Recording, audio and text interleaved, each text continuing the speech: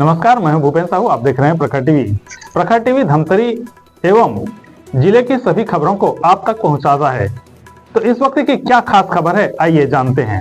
पूर्व सैनिक सेवा परिषद द्वारा इंडोर स्टेडियम में रविवार को विजय दिवस का कार्यक्रम मनाया गया। इस कार्यक्रम में देश के लिए जान न्यौछावर करने वाले वीर जवानों को याद किया गया। इसके अलावा 1971 की जंग में शामिल सैनिकों का सम्मान किया गया। शहीद परिवारों को भी शामिल किया गया। इसके अलावा समाज सेवा के क्षेत्र में कार्य करने वाले सर्पमित्र सूर्यकांत साहू, रुद्री, रक्तदान एम्बुलेंस सेवा संस्था के शिवा प्रधान और रेड क्रॉस सोसाइटी के आकाश गिरी गोस्वामी का भी सम्मान किया गया। इस दौरान बच्चों ने सांस्कृतिक कार्यक्रम की आकर्षक प्रस्तुति दी। हमारे पाप जो धोती वो गंगा खूबसूरत है, और जब वो पूछे कोई होते हैं फरिश्ते कैसे, पावन शहीदों को सलाम लिख देता हूँ कि कोई जब पूछे कोई होते हैं फरिश्ते कैसे, पावन शहीदों को सलाम लिख देता हूँ कि पुण्य कर्म। मयंक शर्मा जी, अब मैं अभिनंदन करते हैं इस मंच के माध्यम से सम्मान मंच पर आगमन होते हुए।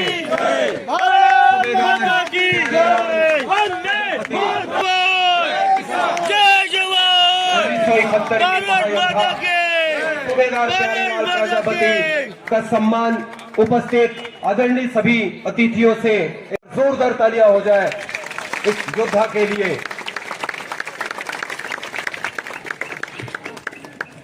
1971 का वह विजय दिवस, इन्हीं योद्धाओं के माध्यम से हमें वो विजय पर्व मनाने का सुअवसर प्राप्त हुआ, जिनमें धमतरी जिला से भी ऐसे योद्धा उस महायुद्ध में शामिल होकर एक बार फिर से उन दुश्मनों को बता दिया कि हमारे देश में वीरों की कमी नहीं, और जिन्होंने अपने अदम्य का साहस परिचय दक्षता से धमतरी जिले का नाम रोशन किया। आपका भी हम इस मंच से स्वागत करते हैं। समर्थ मित्र के नाम से आप जाने जाते हैं, श्री शिवा प्रधान जी।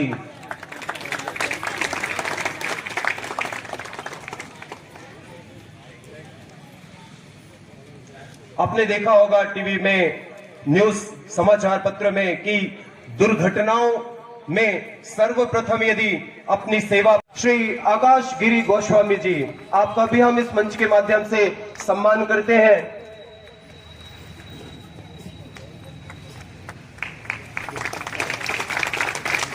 आप व्याख्याता हैं शासकीय उच्चतर ओम प्रकाश और एक है सिन्हा जी।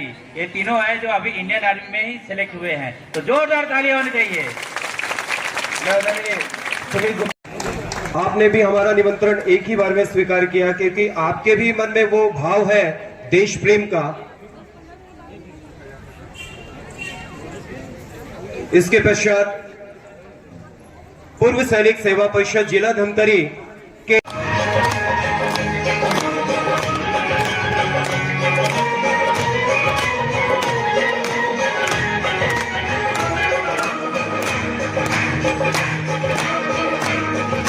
जब पूछे कोई सीमाओं के सैनिकों के नाम लिख देता हूँ, और जब पूछे कोई स्वर्ग कैसा होता है तो तान के मैं सीना हिंदुस्तान लिख देता हूँ, और जब पूछे कोई स्वर्ग कैसा होता है तो तान के मैं सीना हिंदुस्तान लिख देता हूँ।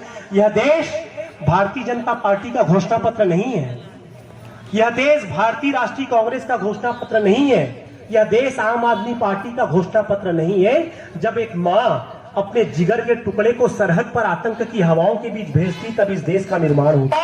अपने आप को 35 फीट बर्फ के नीचे इसलिए दबा लेता है कि आकाश की अनंत ऊंचाइयों पर तिरंगा लहराता रहे, तब इस राष्ट्र का निर्माण होता है। मैं 4 पंक्तियां पढ़ता हूं और आपके सम्मान पर, और देखना चाहता हूं कि आपकी तालियों का घनत्व धमतरी अपने बेटों से कितना प्यार करता है।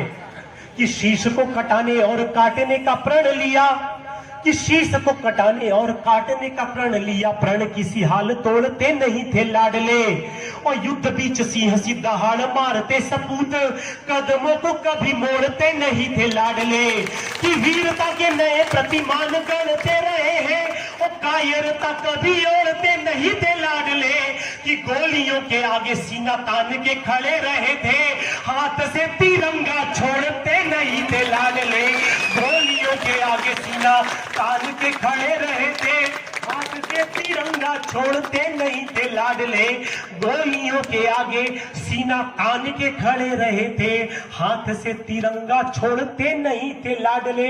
मैं doctor Sumit sir, Barliya sir, Dixit sir, आप सबको विशेष रूप से धन्यवाद इसलिए ज्ञापित करना चाहता हूं कि आप उस जगह पर उपस्थित है जहां पर उपस्थित होने से लोग कतराते हैं। लोग वहां पहुंचना चाहते हैं जहां पर उनके फोटोग्राफ्स हो, मीडिया के कवरेज बड़े हो। ऐसे कार्यक्रमों में सरकार नहीं पहुंच पाती, लेकिन एक जो कवि रहता है वो एक दर्पण होता है, समाज को दर्पण दिखाता है, सरकारों को दर्पण दिखाता है। तो जैसा कि अध्यक्ष साहू सर ने कहा था कि मेरे माध्यम से अगर जनप्रतिनिधियों तक अगर बात पहुंच रही हो, तो मैं भी ये निवेदन करना चाहता हूं कि इस देश में आईपीएल में छक्कों की जितनी कीमत होती है, एक सिक्स मारने पर जितना इनाम दे दिया जाता है, उतना शहीद के परिवारों तक नहीं पहुंच पाता। तो इन परिवारों को एक सरकारी नौकरी जरूर मिलनी चाहिए। मैं भी आपके माध्यम से बात कहना चाहता हूं। और हम बचपन से सुनते थे कि घर में घुसकर मारना। जब मैं छोटा था, पढ़ता था, तो बोले 2 नंबर में एक प्रश्न आता था कि घर में घुसकर मारने का वाक्यों में प्रयोग करो। तो हमें लिखना पड़ता था कि मोहन की श्याम से लड़ाई हुई तो मोहन ने घर में घुसकर मार दिया। ये वो दौर था, लेकिन ये वो दौर है 2024 का कि हमने आंखों से देखा है कि भारत माता का 1 लाख अभिनंदन पाकिस्तान को घर में घुसकर मार कर आता है। मैं 4 पंक्तियां और पढ़ना चाहता हूं कि काल के कपाल पर ठोक कर ताल लाल, कि काल के कपाल पर ठोक कर ताल लाल, शत्रुओं के शीश को उछाल कर आ गया, कि काल के कपाल पर ठोक कर ताल लाल, शत्रुओं के शीश को उछाल कर आ गया, और टकटकी लगाए घुसपैठियों को मारकर सरहदों के संकटों को टाल कर आ गया। और जिन्हें हथियारों वाली भाषा जाननी थी उन्हें एक झटके में ही हलाल कर आ गया।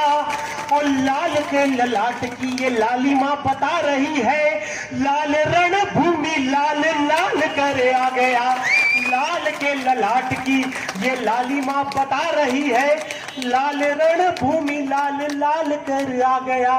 लाल के ललाट की ये लालिमा बता रही है, लाल रणभूमि लाल लाल कर आ गया। और एक बलिदानी के बेटे से मास्टर साहब पूछते हैं कि बेटे तिरंगे में कितने रंग होते हैं?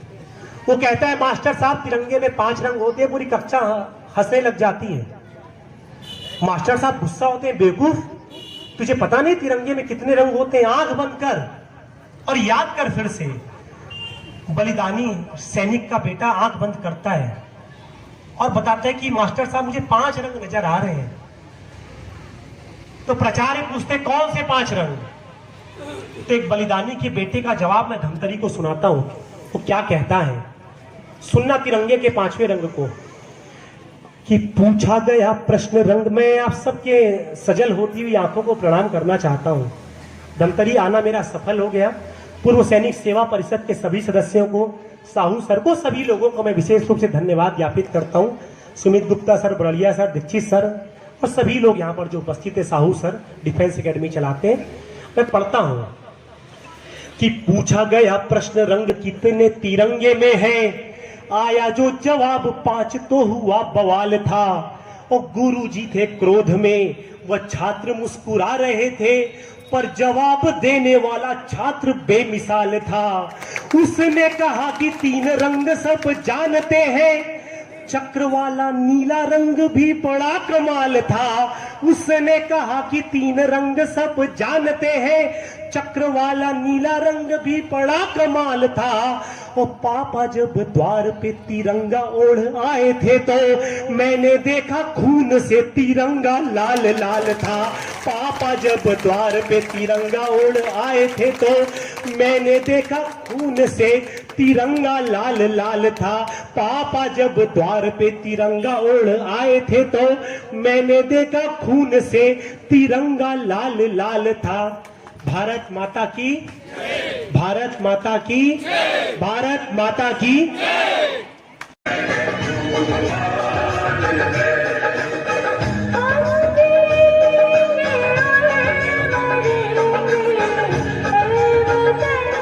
Thank you.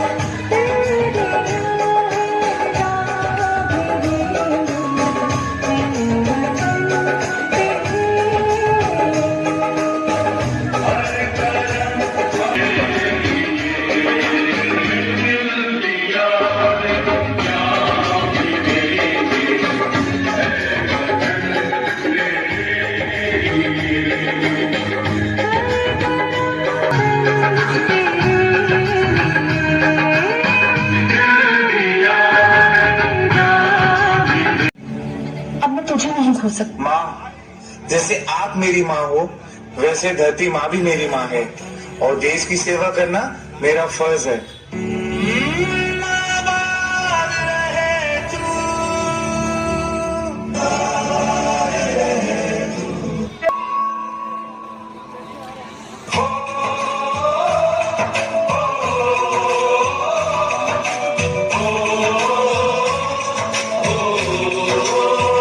संदेश आते हैं हमें तड़पाते हैं, कुछ भी आती है वो पूछे जाती है कि घर कब आओगे, कि घर कब आओगे, तो कब आओगे, कि तुम बिन ये घर सोना सोना है।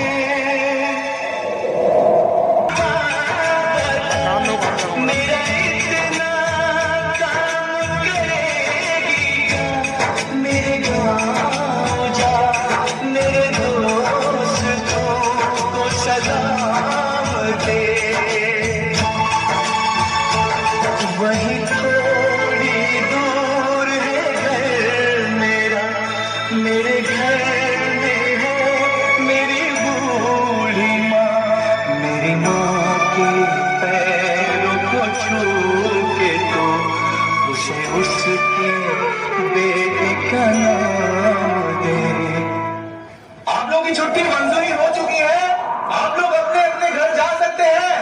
मैं वापस आऊंगा, मैं वापस आऊंगा, मैं वापस आऊंगा, मैं वापस आऊंगा।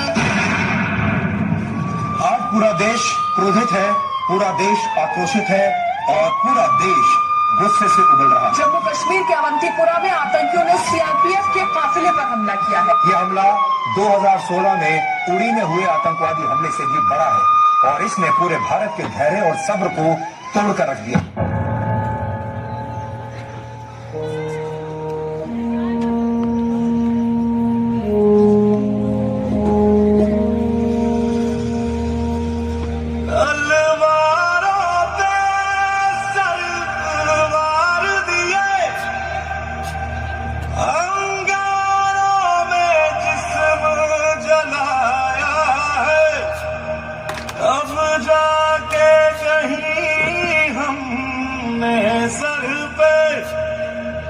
ये केसरी रंग सजाया है।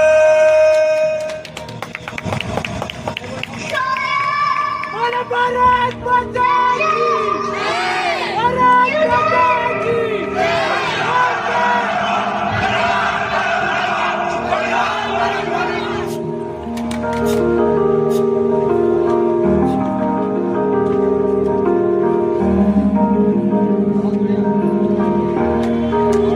बदले के लिए आपका खून खोल रहा है।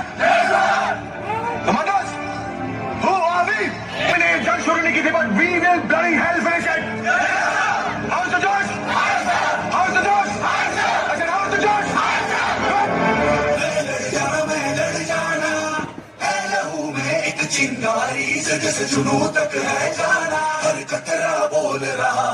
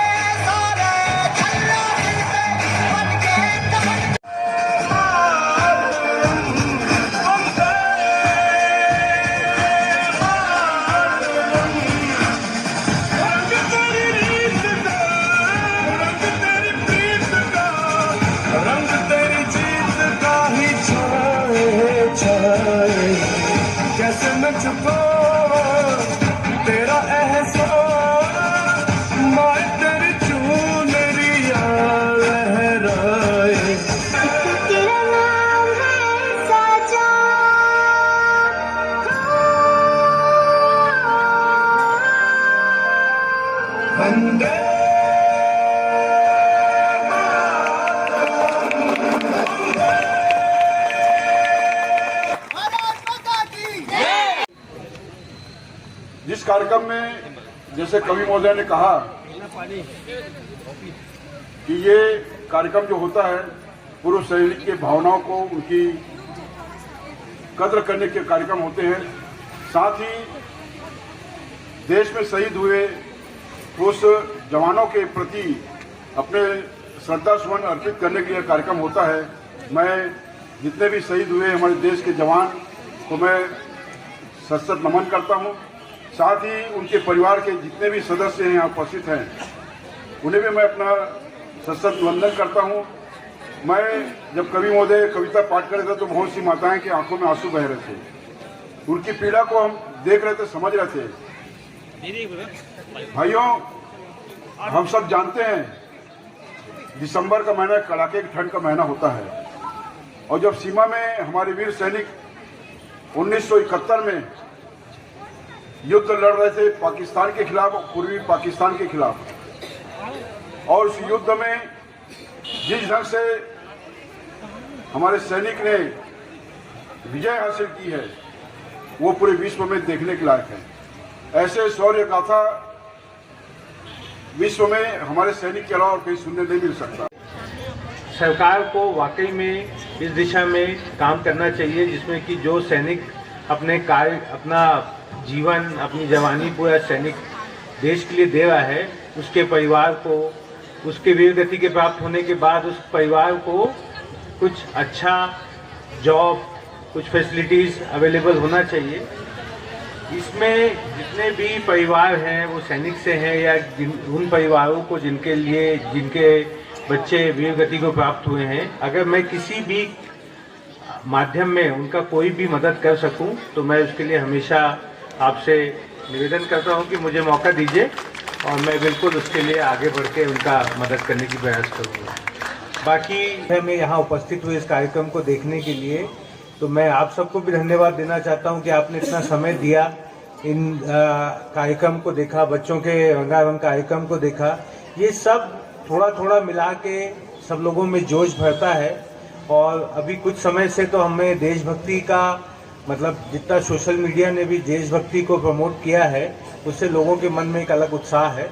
तो मैं सबसे गुजारिश करता हूं कि जो भी काम करें अपने देश हित में काम करें और देश के लिए सोचें और आगे बढ़ें। धन्यवाद।